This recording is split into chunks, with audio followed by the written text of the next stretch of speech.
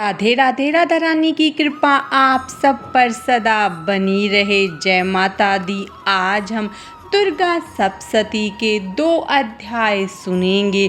दूसरा अध्याय और तीसरा अध्याय। आप ये अध्याय सुनने से पहले दुर्गा कवच, अर्गला स्रोत और कीलक स्रोत जरूर सुने। उसका लिंक आपको डिस्क्रिप्शन बॉक्स में मिल जाएगा। तो चलिए हम अपना दूसरा अध्याय शुरू करते हैं। देवताओं के तेज से देवी का प्रादुर्भाव और महिषासुर की सेना का वध। ध्यान।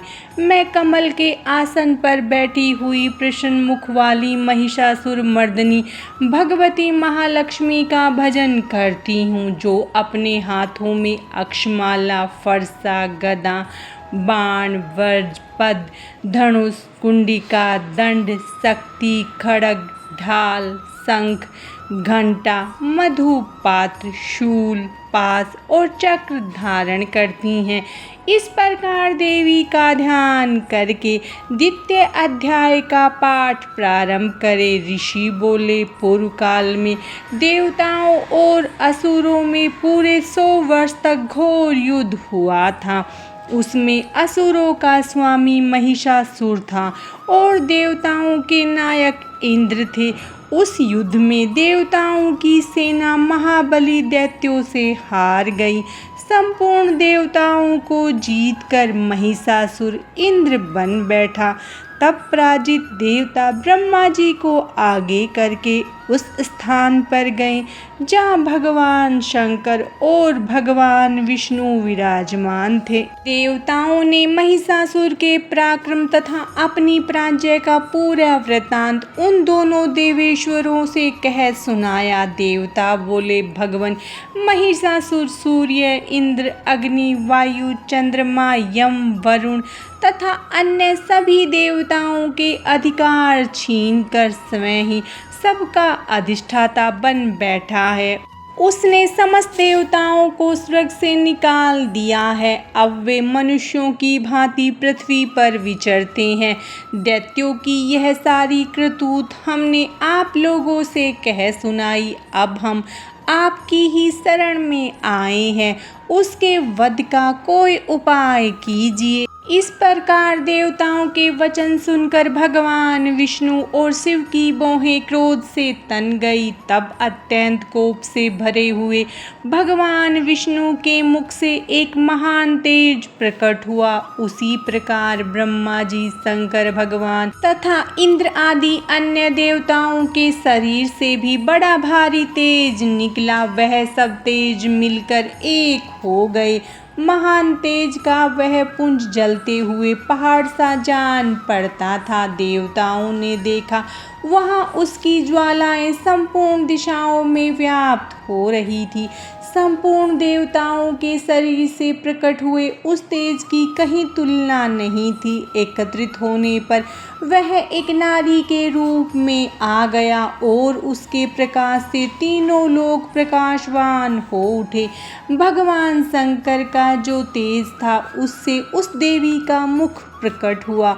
यमराज के तेज से उसके सिर के बाल निकल आए। श्री भगवान विष्णु के तेज से उसकी भुजाएं उत्पन्न हुई। चंद्रमा के तेज से दोनों शत्रुओं का, इंद्र के तेज से कटी प्रदेश का, वरुण के तेज से जंगा और पिंडली तथा पृथ्वी के तेज से नितम भाग प्रकट हुआ। ब्रह्मा के तेज से दोनों चरण और सूर्य के तेज से उनकी उंगलियां बनी। वसुओं के तेज से हाथों की उंगलियां और कुबेर के तेज से नासिका प्रकट हुई। उसके दांत प्रजापति के तेज से और तीनों नेत्र अग्नि के तेज से प्रकट हुए थे। उनकी भौहें संध्या के और कान वायु के तेज से उत्पन्न हुए थे। इसी प्रकार अन्य देवगणों के तेज से भी उस कल्याणमयी देवी का आविर्भाव हुआ था। समस्त देवताओं के तेज उनसे प्रकट हुई देवी को देखकर महिषासुर के सताए हुए देवता बहुत प्रसन्न हुए। पिनाकधारी भगवान शंकर ने अपने शूल से एक शूल निकालकर उन्हें दिया। भगवान विष्णु ने भी अपने चक्र से एक चक्र उत्पन्न करके भगवती को दिया। वरुण ने शंख, अग्नि ने शक्ति, वायु ने धनुष तथा बाण से भरे हुए 2 तरकस दिए। सहस्त्र नेत्रों वाले देवराज इंद्र ने अपने वज्र से उत्पन्न करके एक वज्र और ऐरावत हाथी से उतार कर एक घंटा भी दिया। यमराज ने काल से दंड, वरुण ने पास, प्रजापति ने स्फटिकाक्ष की माला तथा ब्रह्मा जी ने कमंडलू भेंट किया।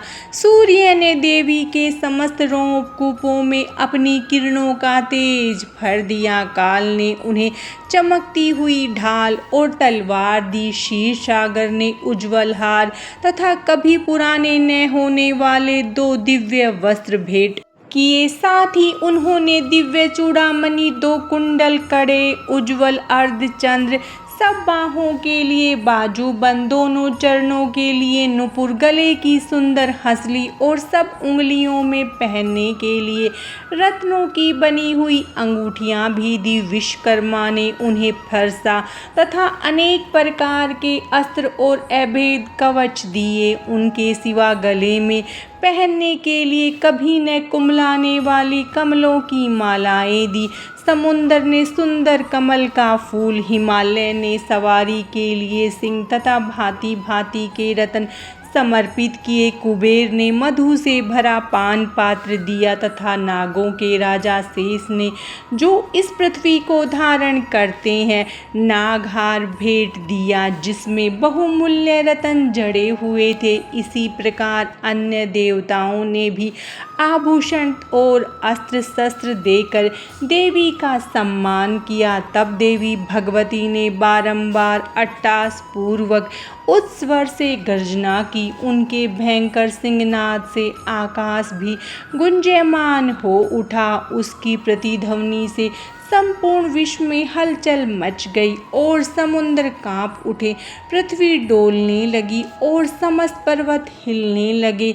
उस समय देवताओं ने अत्यंत प्रसन्नता के साथ सिंहवासिनी भवानी की जय जयकार की तथा महर्षियों ने भक्ति भाव से देवी की स्तुति की। देवताओं के शत्रु असुर संपूर्ण त्रिलोकी को शोकग्रस्त देखकर अपनी सारी सेना को कवच आदि से सुसज्जित कर अस्त्र शस्त्र लेकर उठकर खड़े हो गए। महिषासुर क्रोध में भरकर बोला, अरे ये क्या हो रहा है? फिर वह संपूर्ण असुरों के साथ उस सिंहनाद की ओर दौड़ा। वहां पहुंचकर उसने देवी को देखा, जो अपनी प्रभा से तीनों लोकों को प्रकाशित कर रही थी। उनके चरणों के भार से पृथ्वी दबी जा रही थी। माथे के मुकुट से आकाश में रेखा सी खींची जा रही थी तथा वे अपने धनुष की टंकार से 7 पातालों को कंपमान कर रही थी। देवी अपनी हजारों भुजाओं से संपूर्ण दिशाओं को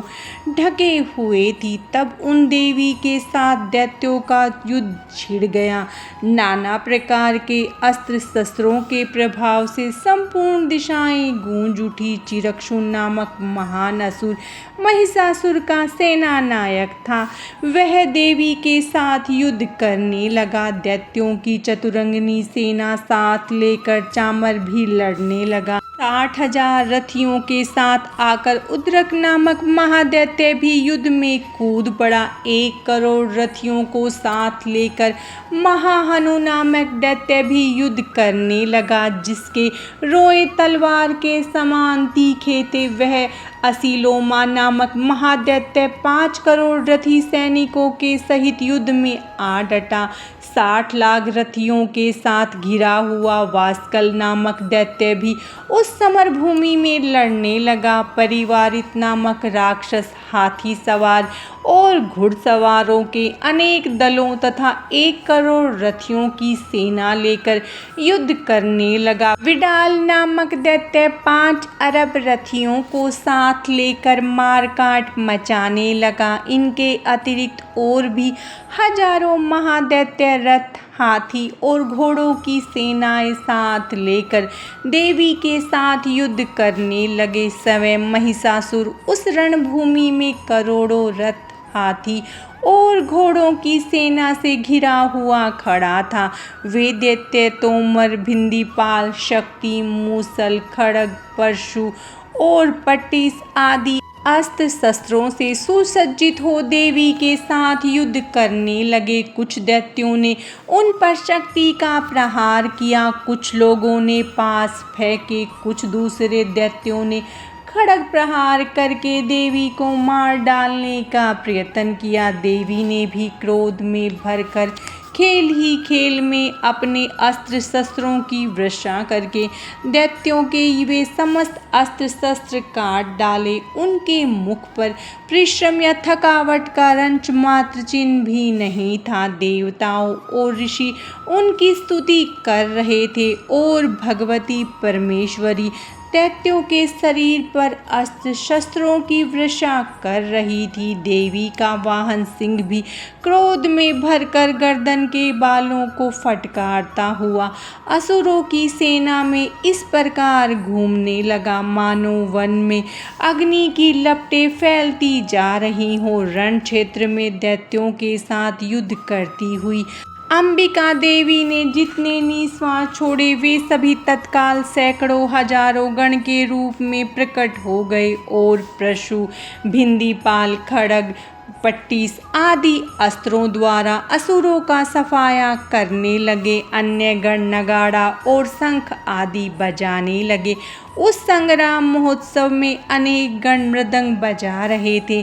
तब देवी ने त्रिशूल से, गदा से, शक्ति की वर्षा से और खड्ग आदि से सैकड़ों दैत्यों का संहार कर डाला। कितनों को घंटे के भयंकर नाद से मूर्छित करके मार गिराया। बहुतेरे दैत्यों को पास से बांधकर धरती पर घसीटा। कितने ही दैत्य उनकी तीखी तलवार की मार से दो दो टुकड़े हो गए। कितने ही गदा की चोट से घायल होकर धरती पर सो गए। कितने ही मूसल की मार से घायल होकर रक्त की उल्टी करने लगे। कुछ दैत्य शूल की मार से छाती फट जाने के कारण पृथ्वी पर ढेर हो गए।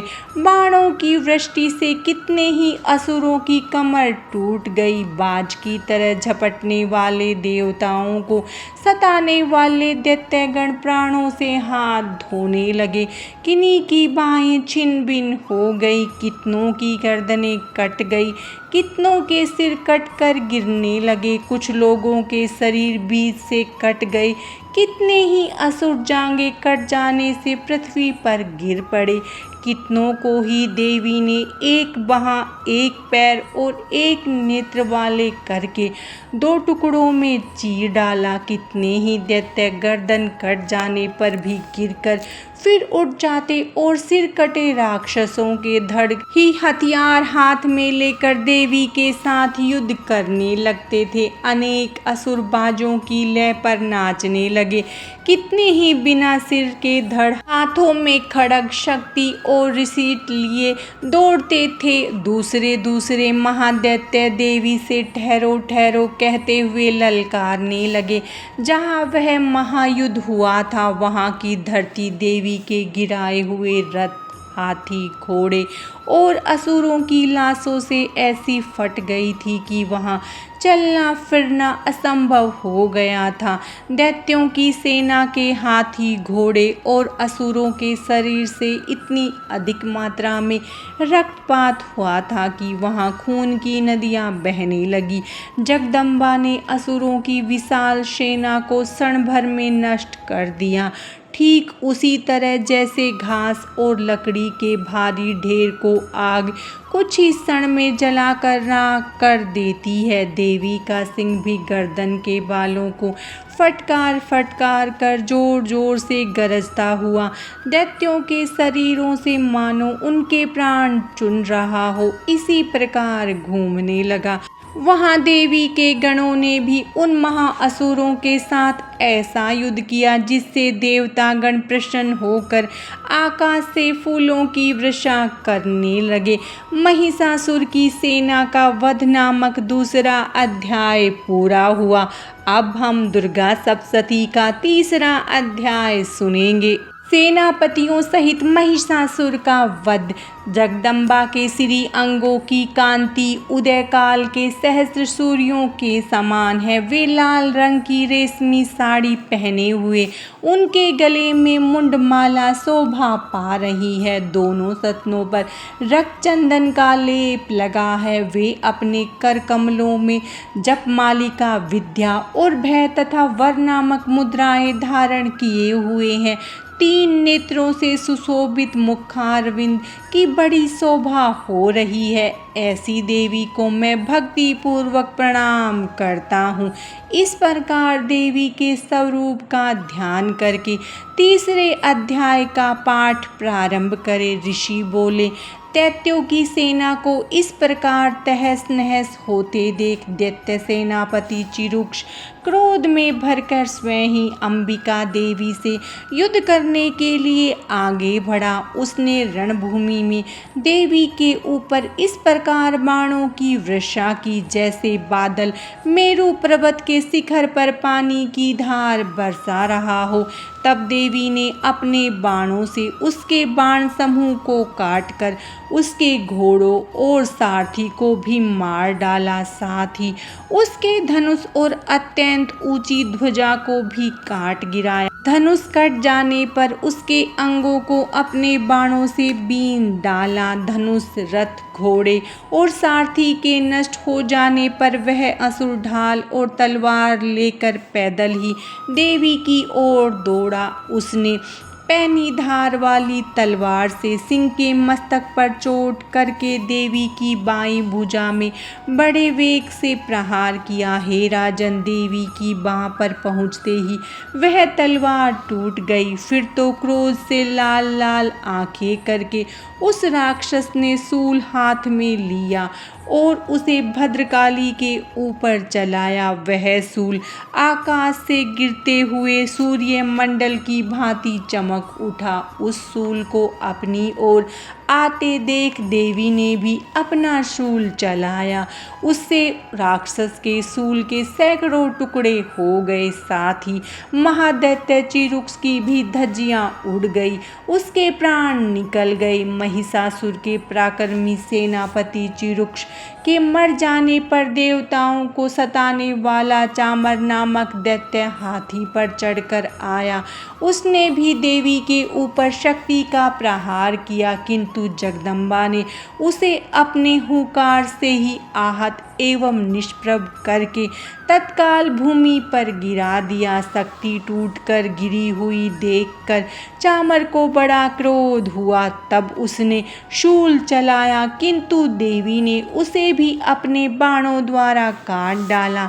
इतने में ही देवी का सिंह उछलकर हाथी के मस्तक पर चढ़ बैठा और दैत्य के साथ खूब जोर लगाकर बाहुयुद्ध करने लगा। वे दोनों लड़ते लड़ते हाथी से पृथ्वी पर आ गए और एक दूसरे पर बड़े भयंकर प्रहार करते हुए लड़ने लगे। तब सिंह बड़े वेग से ऊपर को उछला और ऊपर से गिरते समय उसने पंजों की मार से चामर का सिर धड़ से अलग कर दिया। इस प्रकार उद्गर्भी शिला और वृक्ष आदि की मार खाकर रणभूमि में देवी के हाथ से मारा गया तथा कराल की भांति दांतों, मुक्कों और थप्पड़ों की चोट से धराशायी हो गया। क्रोध में भरी हुई देवी ने गदा की चोट से उद्धत का कचुम्बर निकाल डाला। भिंदी पाल से वाशकल को तथा बाणों से तांबर और अंधक को मौत के घाट उतार दिया। तीनों नेत्रों वाली परमेश्वरी ने त्रिशूल से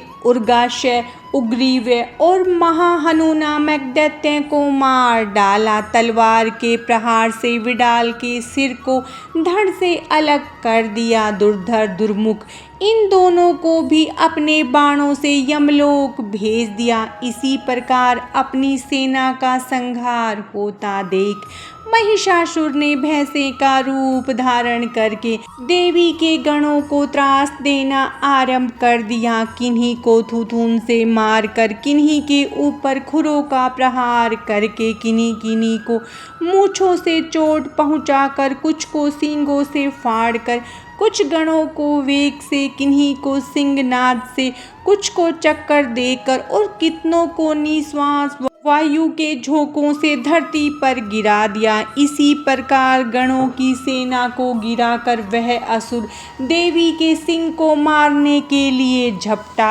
इससे जगदम्बा को बड़ा क्रोध आया। उधर महापराक्रमी महिषासुर भी क्रोध में भरकर धरती को खुरों से खोदने लगा तथा अपने सींगों से ऊंचे ऊंचे पर्वतों को उठाकर फेंकने लगा और गरजने लगा। उसके वेग से चक्कर देने के कारण पृथ्वी क्षुब्ध होकर फटने लगी। उसकी मूंछों से टकराकर समुद्र सब ओर से धरती को डुबोने लगा। हिलते हुए सींगों के आघात से बादलों के टुकड़े हो गए। उसके श्वास की प्रचंड वायु के वेग से उड़े हुए सैकड़ों पर्वत आकाश से गिरने लगे। इस प्रकार क्रोध से भरे हुए उस महादैत्य को अपनी ओर आते देख चंडिका उसका वध करने के लिए क्रोध में भर गई। उन्होंने पास फेंककर उस महान असुर को बांध लिया। उस महासंग्राम में बन जाने पर वह भैंसे का रूप त्याग कर तत्काल सिंह के रूप में प्रकट हुआ। उस अवस्था में जगदम्बा ज्यों ही उसका मस्तक काटने के लिए उद्यत हुई त्यों ही वह खड्गधारी पुरुष के रूप में दिखाई देने लगा। तब देवी ने तुरंत ही बाणों की वर्षा करके ढाल और तलवार के साथ उस पुरुष को भी बीन डाला। तब उस दैत्य ने एक विशाल हाथी का रूप धारण कर लिया तथा अपनी सूंड से देवी के विशाल सिंह को खींचने और गरजने लगा।